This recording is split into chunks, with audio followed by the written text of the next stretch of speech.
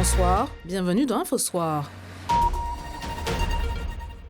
Touchés, mais pas coulés, les deux joueurs wallisiens de l'équipe de France de rugby des moins de 20 ans, les Bleuets ont marqué les esprits samedi soir, malgré la défaite de la France face à l'Angleterre, 24-29, dans les dernières secondes.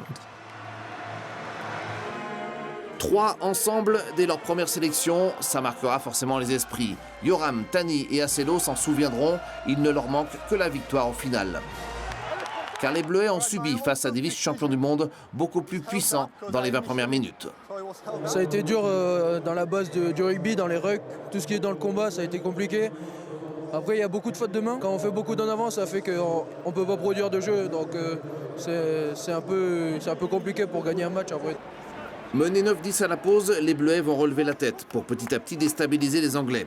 Associés pour la première fois au centre, les deux Wallisiens font parler la poudre, même si Yoram fut légèrement en dessous du niveau de Tani. On avait vraiment le niveau un peu au-dessus des deux. Et puis il nous a manqué cette petite agressivité. On s'est relâché un peu, il nous manquait ça. Mais bon, c'est le jeu et voilà. En début de deuxième période, on a failli avoir l'essai 100% wallisien. Yoram Moefana Falatea décale parfaitement Tani Vili le long de la touche qui retrouve Yoram à l'intérieur, en avant. Mais les Bleuets avaient trouvé les solutions.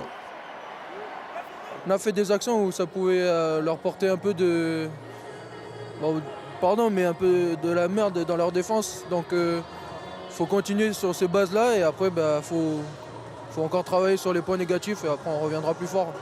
Quant au troisième larron, Assello Ikarehengi, rentré à 10 minutes de la fin, il est à l'origine de l'essai français, une percussion qui mobilise 4 Anglais, 24-24 à ce moment avec cet essai. Mais les petits bleus céderont à la fin, 24-29 en encaissant un dernier essai. Mais ils ont promis à leurs supporters une revanche face à l'Italie la semaine prochaine.